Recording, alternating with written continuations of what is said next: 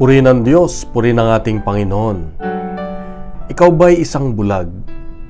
Sa Ebanghelyo ngayon, tinawag ni Jesus ang mga Pariseo at mga Eskriba na mga bulag na taga-akay. Sinasala ninyo ang niknik sa inyong inumin, ngunit nilununok ninyo ang kamelyo. Sa panahong iyon, bawal uminom ng tubig na may niknik o lamok at bawal kumain ng karne ng kamelyo. Ngunit dito ay isang metaphor na tinatawag, kaya lang may ibig sabihin ng Diyos na ginagawa mo ang isang bagay at hindi mo ginagawa ang isang bagay na parehong hindi dapat.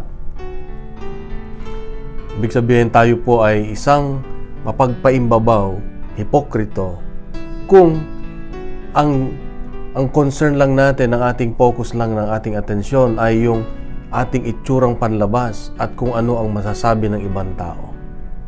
Hindi na natin tinitignan ang ating panloob na kondisyon.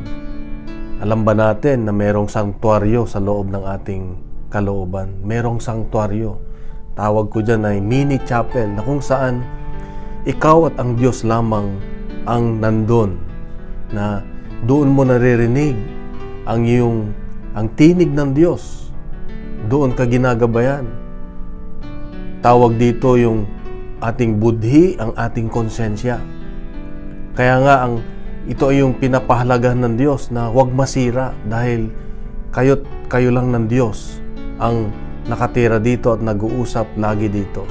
Ngayon, kung marami tayong concern na iba at hindi siya ang nandun sa ating kalooban, doon nasisira ang sanktuaryo ng Diyos. Kaya panatilihin nating malinis, tahimik, at laging binibisita natin ang sanktuaryo na yan sa ating kalooban upang makagawa lagi ng kabutihan.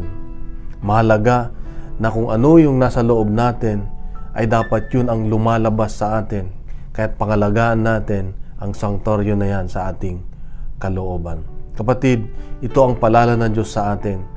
Huwag tayong mag-focus dun sa panlabas lamang, kundi lalong higit sa panloob upang tayo ay makagabay, magamit ng Diyos na makagabay ng mga ibang tao para makalapit sa Diyos. Kapatid, mahal ka ng Diyos, mahal ako ng Diyos, mahal tayo ng Diyos. Bukas muli, meron siyang magandang mensahe. Pagkalat natin ang mabuting balita, isang pagpalang Martes sa iyo at sa iyong mga mahal sa buhay, kapatid. God bless and God is good.